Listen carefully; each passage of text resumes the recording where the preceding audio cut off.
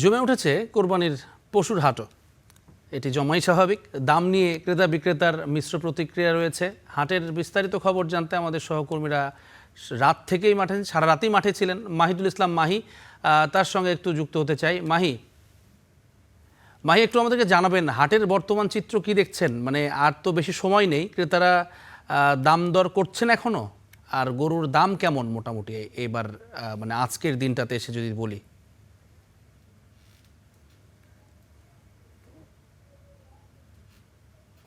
জামিন, আমি প্রথমে আপনাকে একটু জানাতে চাই যে আমি যে হাটটিতে রয়েছে, এই হাটটি আসলে কিছুক্ষণ আগে বৃষ্টি হয়েছে। যে বৃষ্টি হওয়ার কারণে কিন্তু মানে ক্রেতা এবং বিক্রেতা, বিশেষ করে খামারি এবং গৃহস্থ যারা পশুগুলো নিয়ে আসেন, তারা কিন্তু একটু হলেও ভোগান্তিতে পড়ছেন। তারপরেও হাট ব্যবস্থাপনা যারা রয়েছে তারা কিন্তু চেষ্টা করছে। আর যে আপনি পশুর যে দামগুলো বলছিলেন, আসলে এই কয়দিন কিন্তু আসলে যারা ক্রেতা ছিল, যারা ব্যবসায়ী অর্থাৎ এখান থেকে কিনে অন্য হাটে যারা যায় তারাই মূলত কিনেছেন।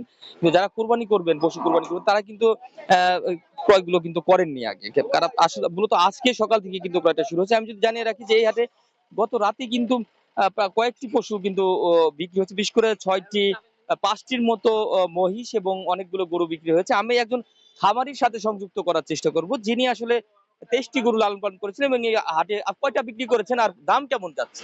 দাম যাচ্ছে মোটামুটি ভালোই। বর্তমান মোটামুটি ভালোই আছে বাজার।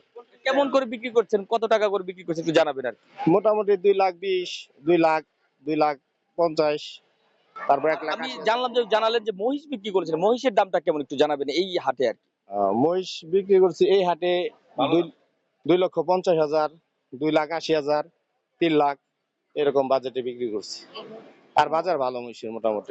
যেমনটি জানাচ্ছিলেন যে বাজার ভালো। আমি আসলে এই দেখলাম যে বৃষ্টিতে, ঝড় বৃষ্টি একটু সমস্যা হয়েছে। একটু জানাবেন আর কি যে আপনারা কি ব্যবস্থা নিচ্ছেন বৃষ্টির? আমাদের বৃষ্টির কারণে আমরা যে ত্রিপলের ব্যবস্থা করছি, যাতে বৃষ্টিতে মানুষের কষ্ট না করতে হয়, গরু ছাগল যাতে না ভিজে যায়, এই জন্য আমরা ত্রিপলের ব্যবস্থা করছি।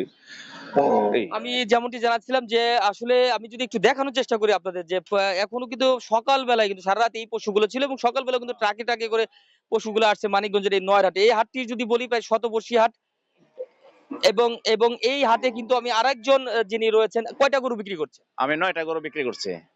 আচ্ছা, দাম কেমন মনে হচ্ছে আপনার? দাম মোটামুটি ঠিক আছে, দাম মোটামুটি চলে। মোটামুটি যে খাবার দাবারের যে দাম, ওই হিসাবে যে দাম মোটামুটি আছে বর্তমানে, মোটামুটি কৃষকের সমস্যা হবে না। আচ্ছা, বা যদি যে পরিমাণ দামের কথা বলেছেন যে যদি এই দামটি তারা বিক্রি করতে পারেন তাহলে কিন্তু তারা লাভবান হবে বলে আমি যে খামারির সাথে কথা বলছিলাম তিনি কিন্তু আমাদের এতটুকু জানাচ্ছিলেন যে আপনি মানিকগঞ্জের নয়হাট থেকে পশু কেনা বেচার সব শেষ এতটুকু ছিল। ধন্যবাদ মাহি আপনাকে।